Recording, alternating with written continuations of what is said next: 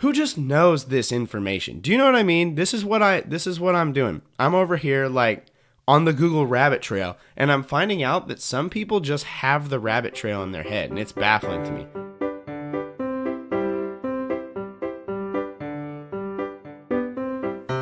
Welcome back to Privy. Privy is a podcast about bathrooms and toilets recorded here at this point, right now, presently from my home bathroom. I'm your host, Hunter Hoover. I love bathrooms. I love toilets. And they're a fun thing, you know. I think is what we're gonna find today. Today's gonna be a very history forward episode of Privy. And so as we get into it, one of the things that we often find with the history forward episodes is that we have a lot to be thankful for in the area of our bathroom situation and the things that we get to use bathrooming wise. So just welcome to the show. I'm so glad you're here. Thank you for joining us. A few bathroom things this week. You know, not a lot of crazy stuff bathroom wise out here in the Willamette Valley in Oregon. There's some murmurings of turning back on all the mask things, and so it makes the whole like public bathroom thing a little bit different. Talking to some folks, you know, there's definite anxiety about using public restrooms again with everybody's favorite Delta buddy running around. So whatever, we're not doing that this week. And you know, I'm gonna be honest with you. Sometimes when I approach bathrooms and I have a list of like, oh, these are things that we're going to talk about on the show that are topics that have been in my head, and I put them into a list. And sometimes you begin research for one of those, and you get into the Google rabbit trail, and you fall down the hole, and you just kind of get going. And this week, that's kind of what happened. This week's topic, it comes from one of those, like, chasing the rabbit down all of these Google searches. And then the internet just gives you fun new information that you never learned. So in this case, I followed the rabbit hole where probably so few people have followed it, maybe more, I don't know. But it took me to Moscow.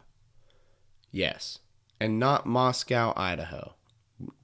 This week on Privy, we're talking about, and I'm for sure going to pronounce this wrong, so if I have any Russian folks who would love to send me maybe an audio recording of some sort to help me understand how to pronounce this word, I'm going to pronounce it exactly how it's written and possibly adjust for the pronunciations that I tried to find, but it is an acronym, so it makes that a little difficult.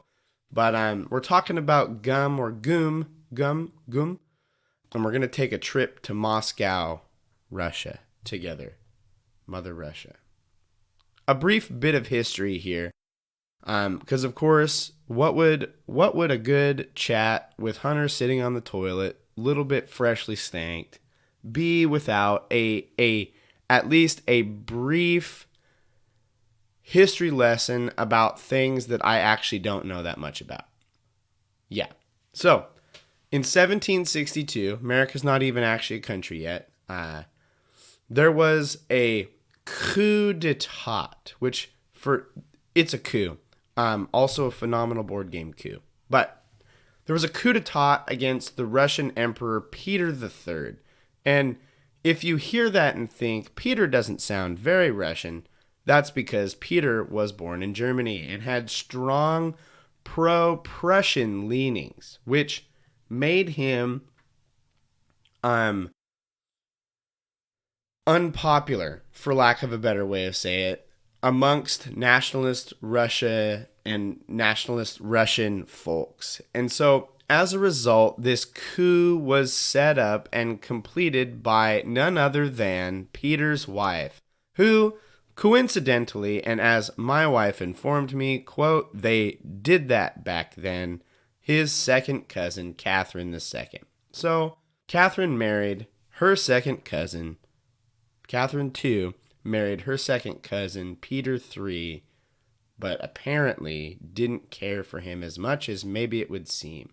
Because Catherine, or Catherine the Great, was instilled as the Empress Regnant, whatever, of all Russia on September 1762 after the completion of the coup against her cousin husband, Peter II. Peter 3.0, Catherine 2.0. And would remain, Catherine would remain in her position as Empress Regnant. I don't know. I'm not going to quit saying that. We're going to quit saying it. If you don't know it, quit saying it.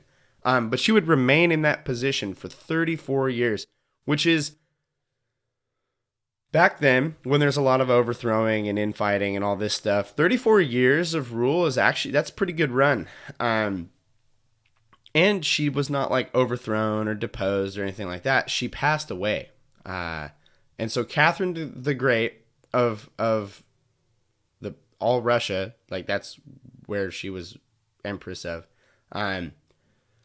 left behind this legacy where she began to establish and build up and make better many of the cities and infrastructure in Russia.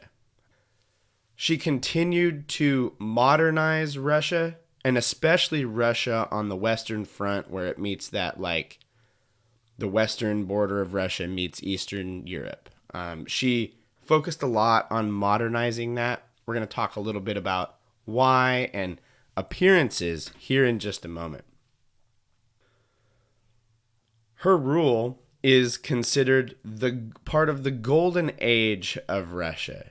She embraced the ideals of the Enlightenment and continued to expand Russian thought and art. Good Catherine the Great, Catherine 2.0, Catherine 2, Catherine the Great of Russia gets a thumbs up on building up Russia. Good job, Catherine. But she passed away, like I said, and 16 years after her death, Catherine had built up the city of Moscow as one of the cities in Russia. That was what she did, remember. And she had put in a lot of infrastructure and built a lot of buildings. And one of the buildings that she had commissioned was the building of a huge trade center on the east side of the Red Square in Moscow. She commissioned a Italian man named Giacomo Quarenghi. Now, I think I did pretty good on that, but time will prove me wrong. Giacomo was a neoclassical architect. Neoclassical. Neo means new, classical means classical. Whatever. New classical. But he was commissioned and he designed this trade center to be built along the river in Moscow. So they build this huge trade center. And Catherine the Great passes away, thus ending her time as Empress of Russia. And 16 years after the death of Catherine, the 1812 fire of Moscow burned down pretty much the whole city.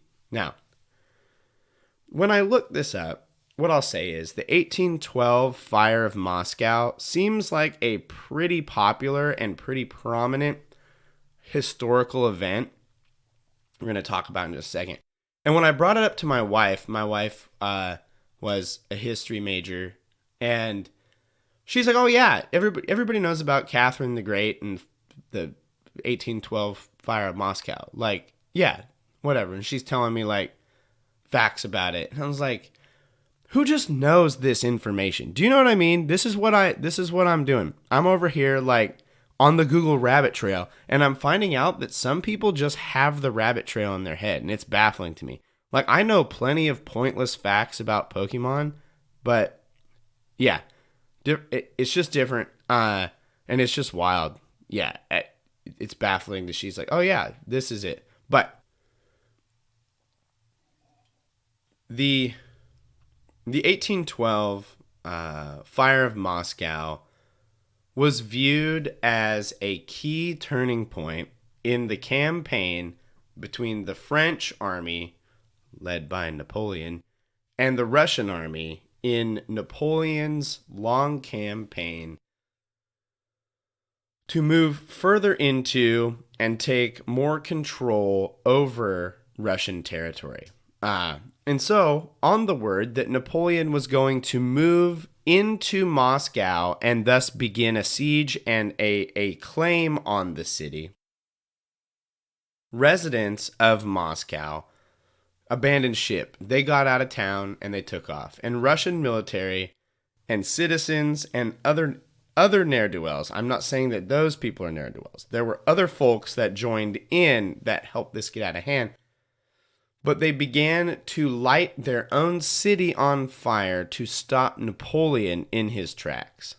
And so they light these fires, and the first day of fires did very little to stop the wee Frenchman, Napoleon. But as the wind turned and fire continued to spread and hop, it eventually moved its way to a position that was actually threatening to Napoleon's campaign and possibly even his life. And that idea of fires, as I'm going through this, is it's pretty real.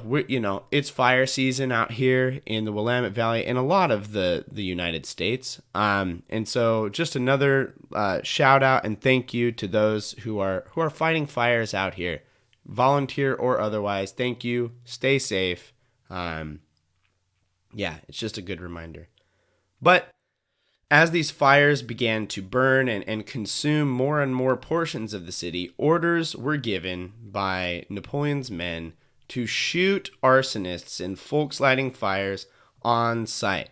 And after a week of things being on fire, just burning, a truce was raised between Napoleon and the Tsar. But the Russian leader, Kutuzov, I probably got that one. He had already escaped. He had already gotten out of town. And by the end of the 1812 Fire of Moscow, 3/4 of the city or more had been burned completely. And with it, and in the midst of that rubble, was the trade center that Catherine the Great had commissioned years before. What was burned, however, must, of course, be rebuilt. Joseph Bove, an Italian-Russian architect. I find it personally interesting how Russia is like getting many Italian dudes to come up and do a lot of this architectural like planning and stuff. I don't know. I find that very interesting. But Joseph Bove, an Italian-Russian architect, he is also from that neoclassical movement, so cool. He was tasked with rebuilding Moscow after Moscow burned down Moscow. I know. It's a lot. And as they rebuilt and updated the city, trading rows, which I think are just buildings where commerce and trade happen, but trading rows were put in on the spot of the original Catherine the Great Trade Center. The center, these trading rows, would grow in size and businesses would come and go from the center over the course of time. You know, that's how these things work. Fast forward almost 100 years, the Russian Revolution strolls onto the scene in 1917. The building, this trading rows that had been built by Joseph and originally by Giacomo, is now a real ship of Theseus, becomes retail store of Moscow, because it's like, if we build the thing and it burns down and we rebuild the thing and then we give it a new coat of paint and we remodel it 100 times more, like, is it still this original store or is it not? But it still carries the heart of what this store is. And I think that's what's going on. But by 1917, when the Russian Revolution gets on the scene, it contained about 1,200 different stores. The place was huge. Also, it's a mall. Like, that's what it is. And we're going to see that in just a bit.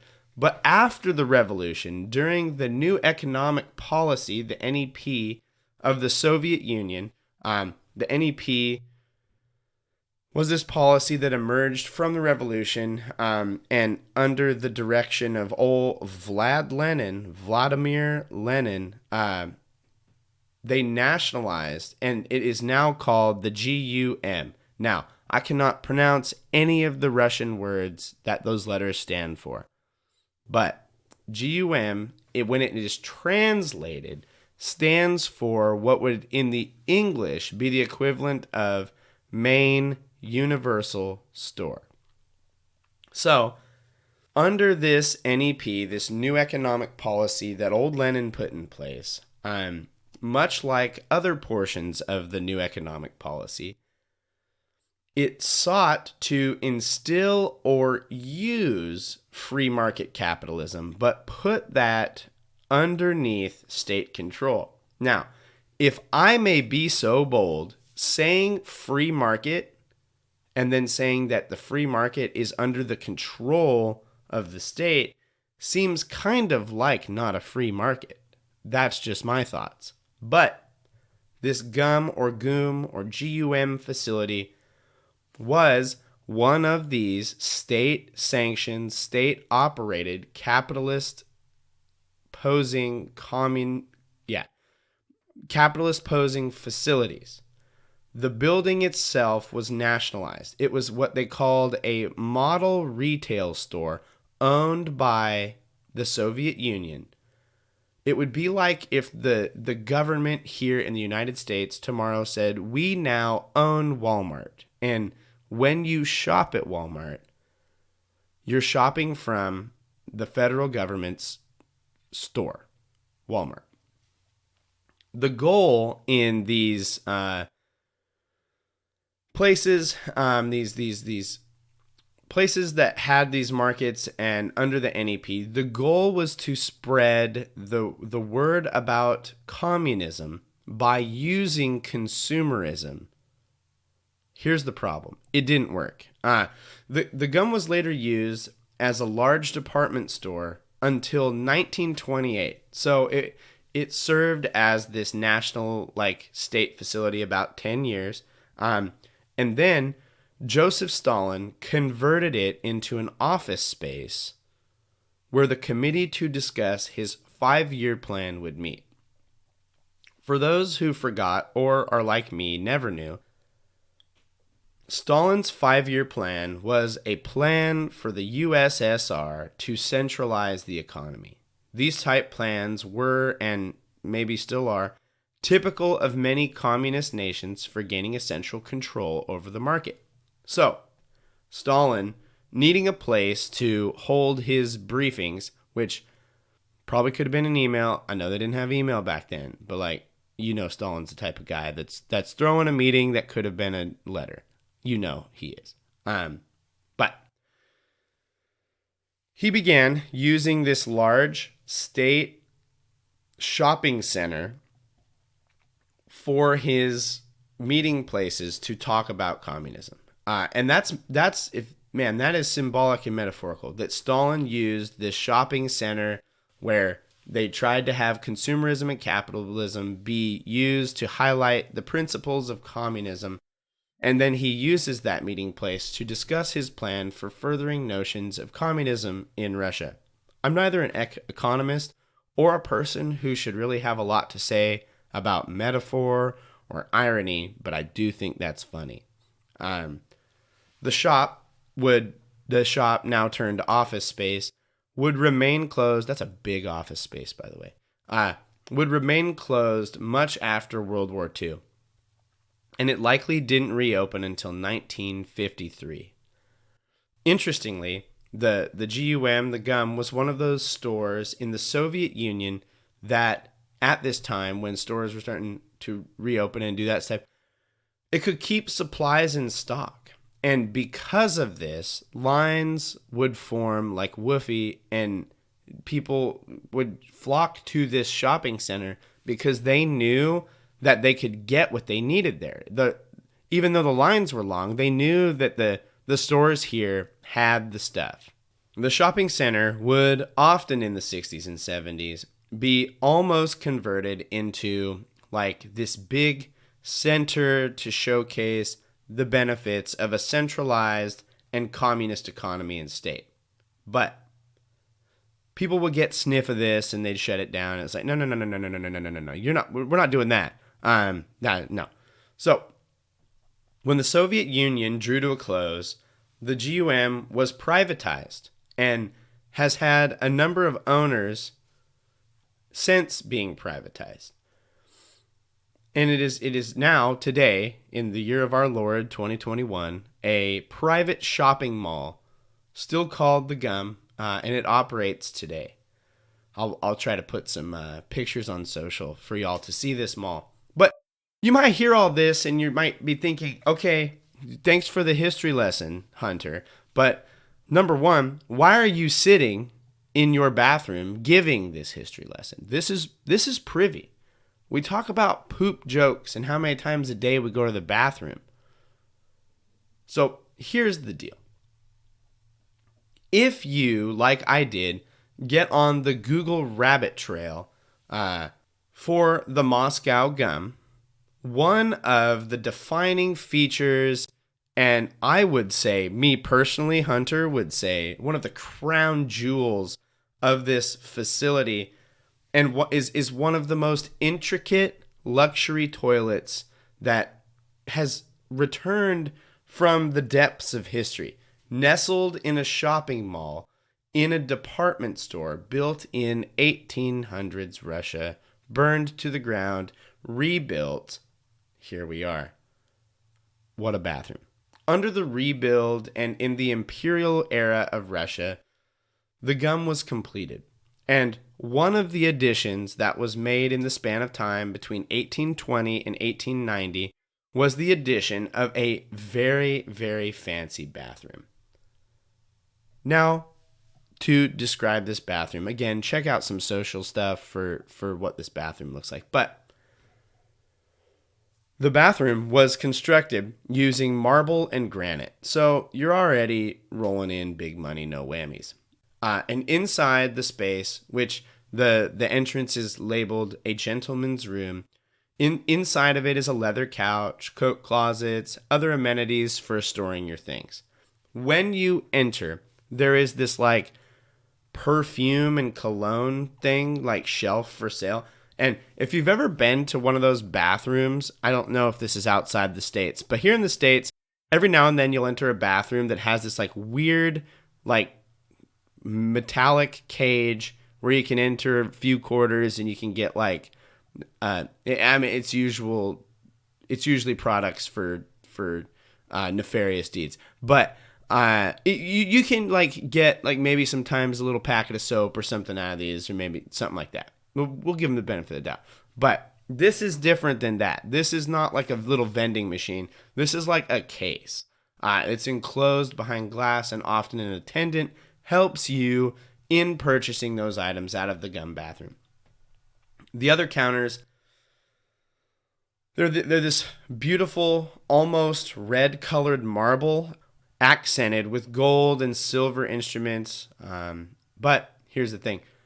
Use of this toilet space and the very high-end amenities are, of course, much like 50% of all goodies in video games or more nowadays, behind a paywall. It costs you the equivalent of about $2 US to enter the bathroom, though. But they're taking like the standard rubles there. They're not. I don't know if they would take your American money. So convert it over. The gum has a general bathroom, which is, of course, free to use, but it is not the famous fancy bourgeoisie bathroom like bourgie. You know what I'm saying?